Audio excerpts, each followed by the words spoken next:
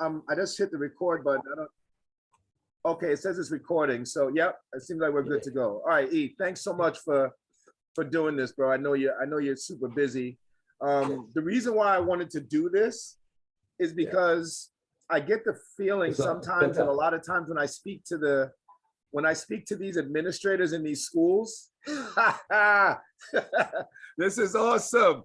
This is awesome. Bintell, what's up, boy? Casual dressing individuals. Big Mike. What's up? What's up? What's up, Cat Daddy? I'm trying to make a difference in our community. I'm trying to see a punching bag behind you, bro.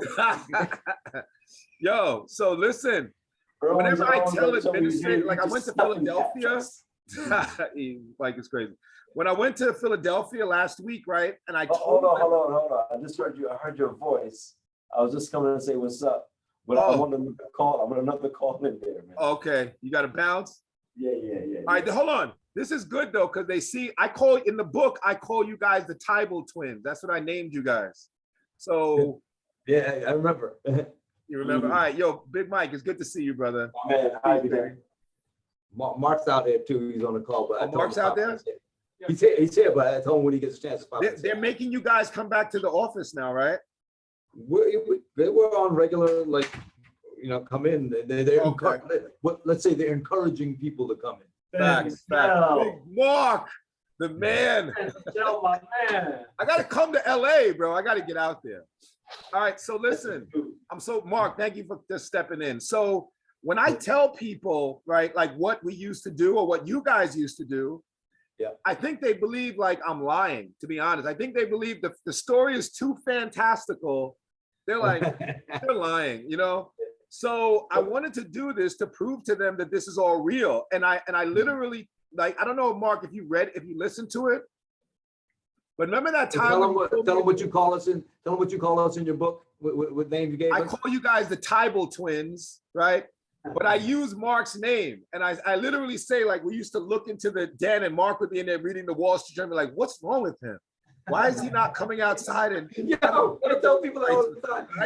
Wait a second. I told people all the time. I was like, look, I told his kids, I'm like, you don't understand. We used to hang out, go out to the city. And then Mark would be like, no, I'm good. Not into that. On a Friday night or a Saturday night, we're like, what's wrong with that guy? Yo, I thought he was a weirdo. I thought Mark was scanning to find business opportunities and takeovers. He's scanning to find business opportunities and takeovers. when he was a senior in high school. Exactly. So check it. So I literally, like, wrote in the book the story when one time Mark pulled me into the den. He was like, shut up, come over here, I got to tell you something, right? And he started telling me all that, and I'm looking at him like, wow, why is he telling me this?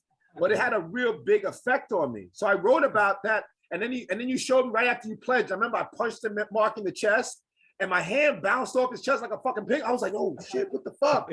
You remember that, Mark? Mark, do you remember that? Right. So I wrote about that in the book, like that situation, that whole scene is in the book, right? Yeah. So when I tell people these stories about running Quincy Jones's record label and all the parties and hanging out, right?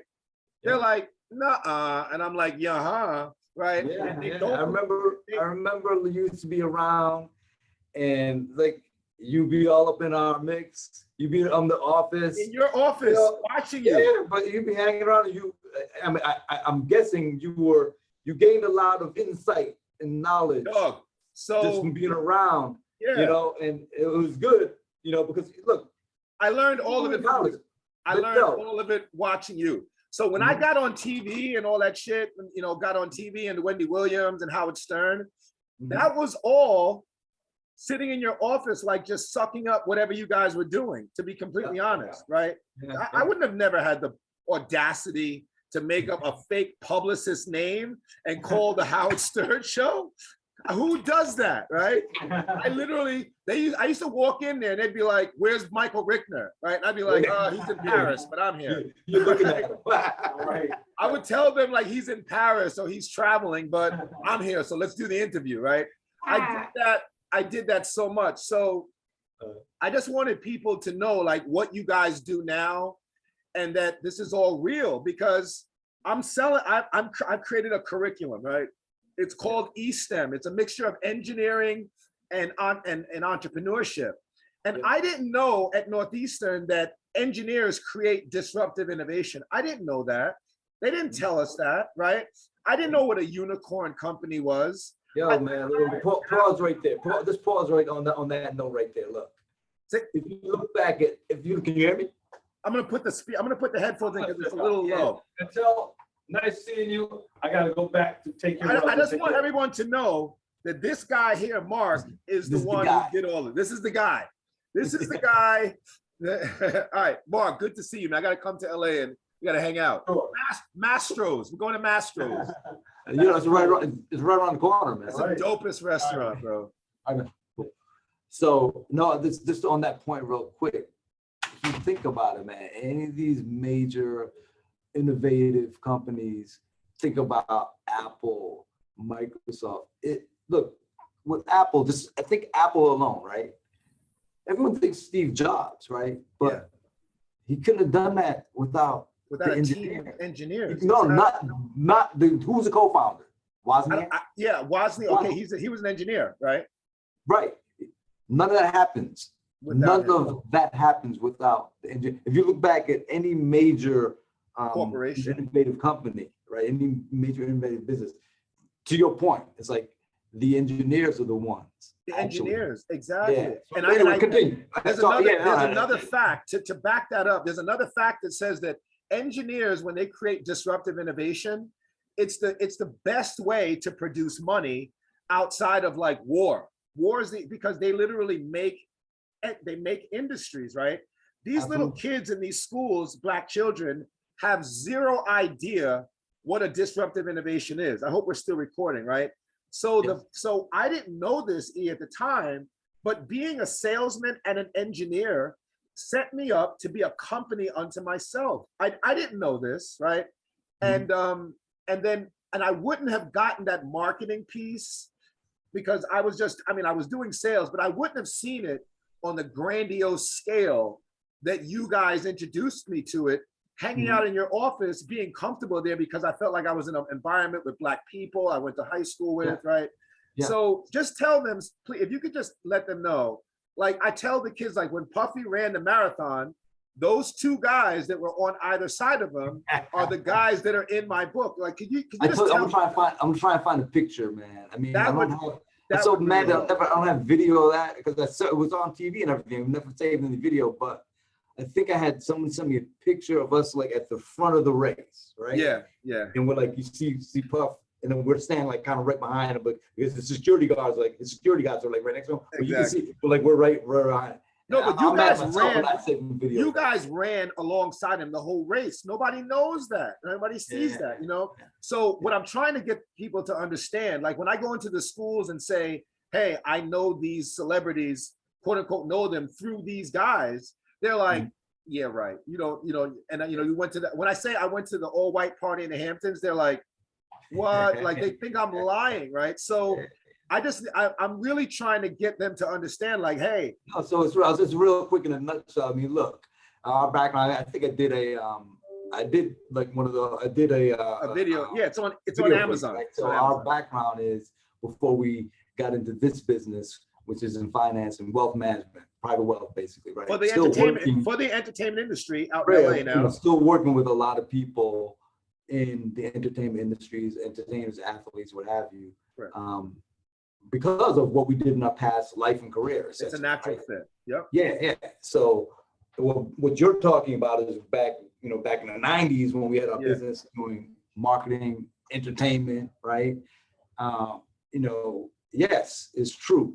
And Quincy Jones called Mark and made him the CEO of his record label.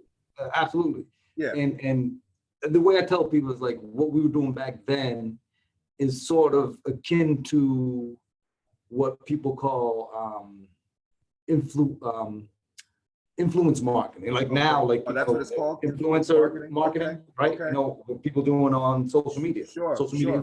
Basically, that's what we were doing back then because it wasn't on social media, but we're doing it through events. We're doing it through all kinds of other ways. Sure. And obviously a lot of what we're doing with these events were centered around the entertainment industry, and what you're talking about, a lot of celebrity involvement, because those are the influencers, those were the influencers, right? Exactly.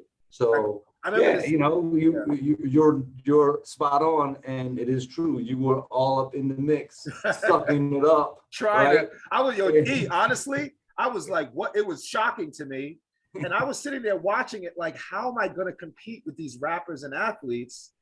And not knowing, not completely unbeknownst to me, that engineers are the ones that really make the billions of dollars. I had no idea. But think about like even back then, man, how some of the joints we used to do, man. Some of these guys, look, we had like boat ride parties and the Jay-Z Exactly. and all of them. Do you remember this, man? I Like Jay-Z remember. and all up in the I joint, forgot right? about the It's like boat ride early on. parties. Like, Yeah. I'm seeing people like that. Like, think about how large they are now, right? Yeah, yeah. You know, so all I'm saying is like experiences from back then. Like, think Yeah. about it. Wow, you know, we were like really in the mix with involved with like Very people lucky. Very early lucky. on, right? Yeah. In the So- golden age of hip hop music, Yeah. you guys were doing that. It was shocking to me. Yeah. I remember So you hired you- my little nephew and had him all hanging out with Betsy Hilfiger. Oh, I forgot about that, man. Oh my God, that's He was actually, like there for a whole summer, right? Or yeah. more, right? He really grew mentally, and his confidence grew enormously working for you guys. So thank you for that. You know, his name was TC, and Yeah. I think that really, you know, really changed his life. Yeah, but and you know what I also want to do, want to just talk on quickly is that I was the knucklehead back then. Like I was that kid who like, but don't you know invite what? Bintell No, Powell. but you know what though? You were a knucklehead. But even from when we were in high school, when we Yeah. first met, Yeah, like, you I'll used tell to you a say story. that. Yeah, First met, you transferred to high school. What was it 10th grade, 11th grade? 10th grade. 10th grade. Sitting in trigonometry class. Yeah. You know, why did they bring you in the middle of the freaking day? Why did they bring you in like? No, and they this- put me. How do you start? Like, how do you first of all? Let's start there. How do you start new school and they bring you in the middle of the freaking day? Like, Yo, dog. That they put me in the special ed classes. I'm looking at this brother. I'm like, yo. First of all, I'm like, yo, this cat got style. Remember back then you had because we had the tapered pants. I know. I talk about that in the book too. I talk about that in the just book at the too. bottom. I'm like, yo, Exactly. you had the And the Wallaby Clarks. Yeah, bro. I thought I was somebody. You gotta get to know this dude. Exactly, yo. I was a troublemaker. But my point is that you're like you're saying, okay, yeah, you were a bit of a knucklehead, whatever, but you were always into what I'm bringing it back to engineering. Yeah. And what were you always focused on? I remember you were like, yo, physics. All those classes, you were like really focused on physics in certain classes, and I was like, I can't. Yeah. What are you talking about?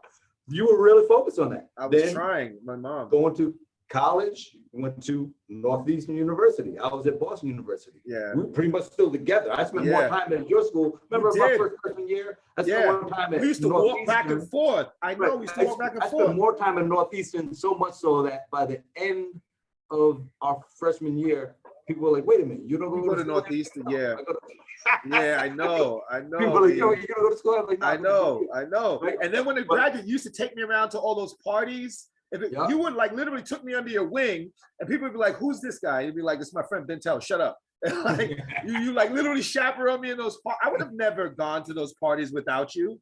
So, I mean, thank you for that, E. Really, and that led to this. That led to all this. You know what I'm saying? So, and now you're in LA doing wealth management for using those celebrity relationships.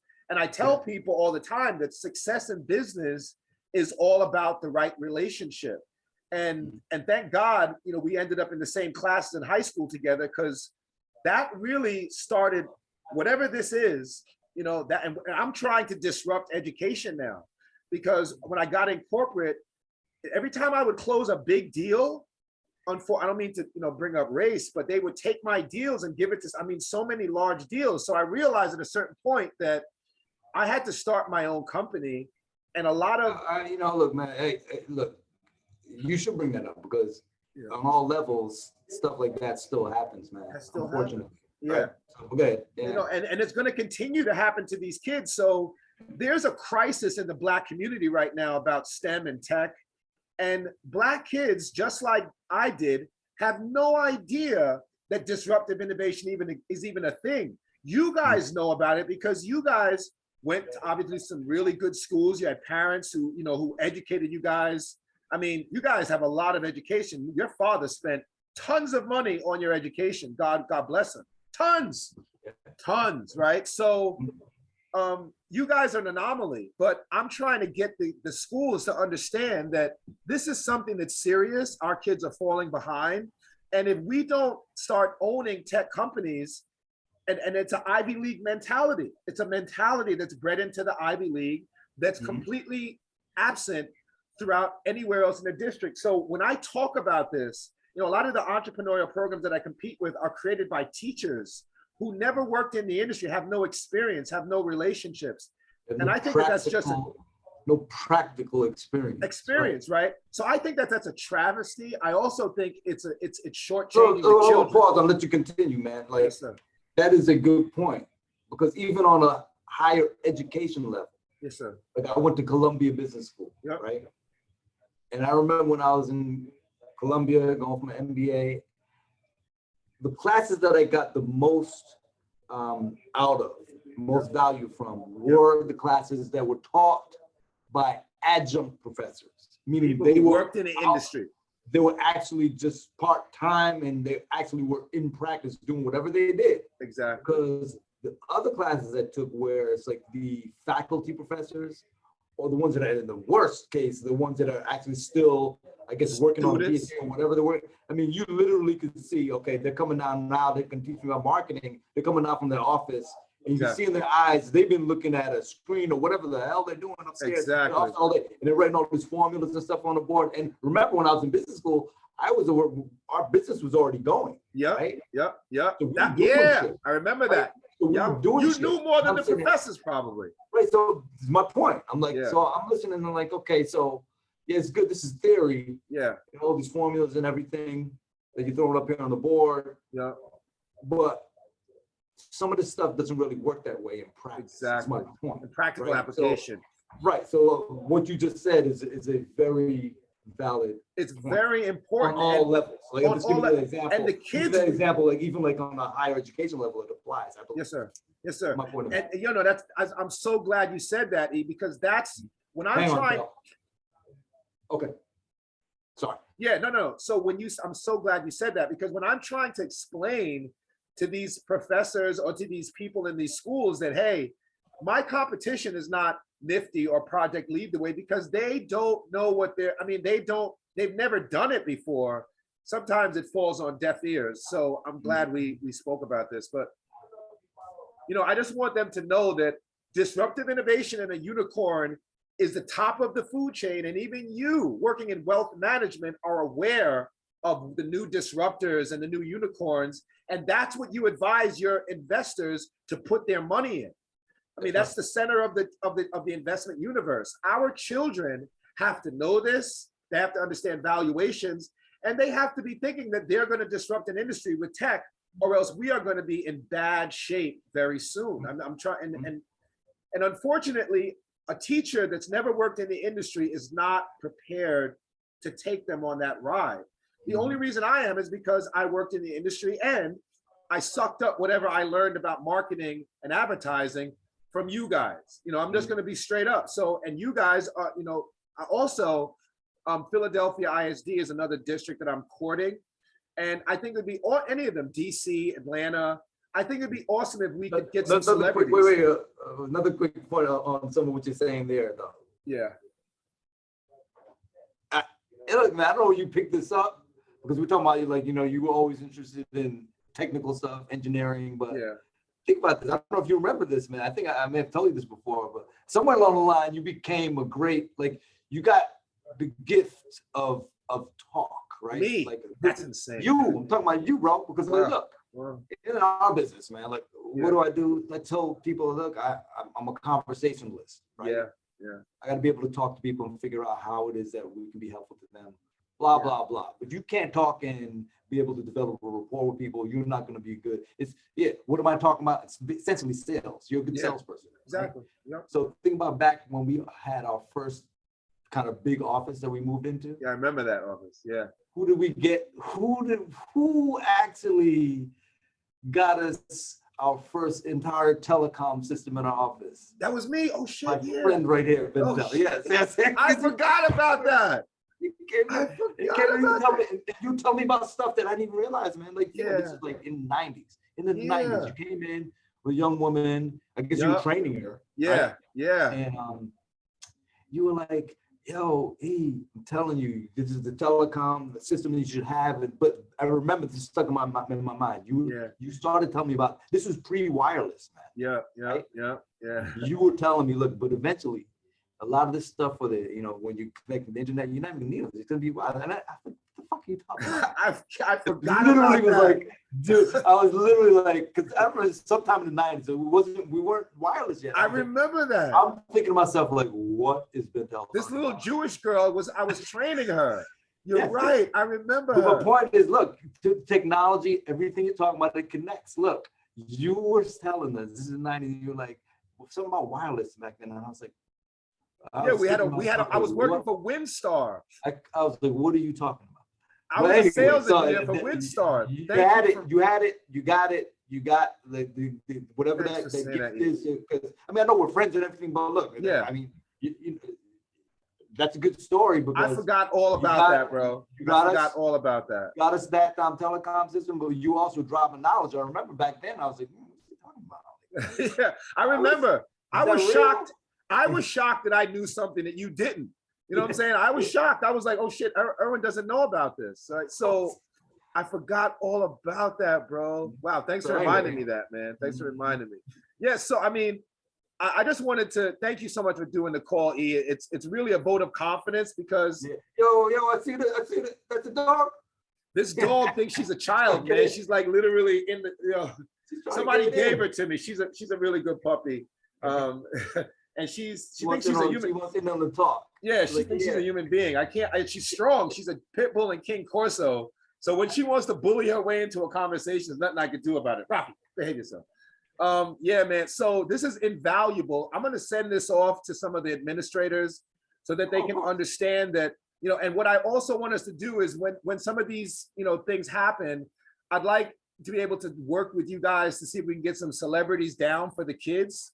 Because the kids will listen to me a little bit, but if they see like a celebrity come into the school, and if we can get like some Black celebrity power behind this, which I would only have access to through you guys, it could be really good for the kids. I think I'm getting a call from DC right now, a school district in DC.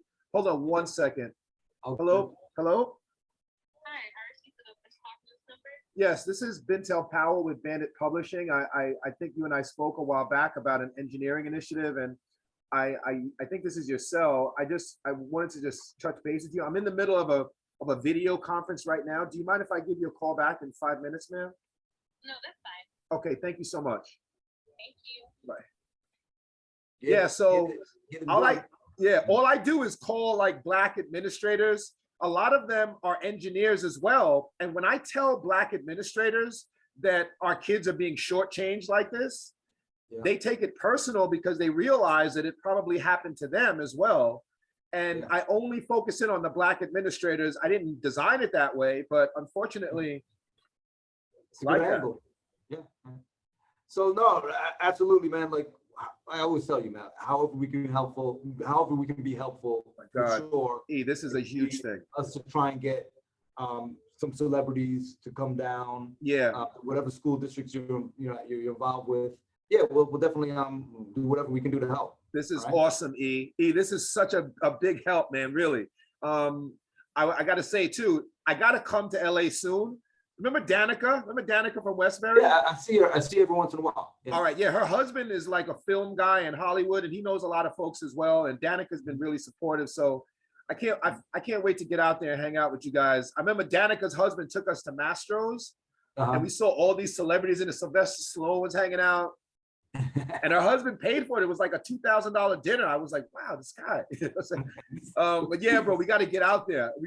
I got to get out there, But I think this will help people to believe that what I'm saying is not something. It's true, and Yo, E, man, thank you. Seriously, this is a big Absolutely, help. man. It's a We big family, help. bro. We All right, family. yo, brother, thank you so much. Really, you saved me again. And I'll give you a call. I'm gonna see if I can pull this down. This is a great. I'm having a good day right now. Okay, it's just, All right. it says it's still recording, so you're good. Yeah, good money. Yo, E, man, thank you, man. Big, yo, dog, big hugs, big shouts, brother. I'm coming out to LA. We're gonna rent a truck and we're gonna run over celebrities or something, act like a fool. All right, cool. All right, E. And bring the dog with you. No doubt. Yo, the ladies love the dog. So I gotta bring the dog. All right, Big E. Cool. Thanks, man. Peace, baby. Yeah.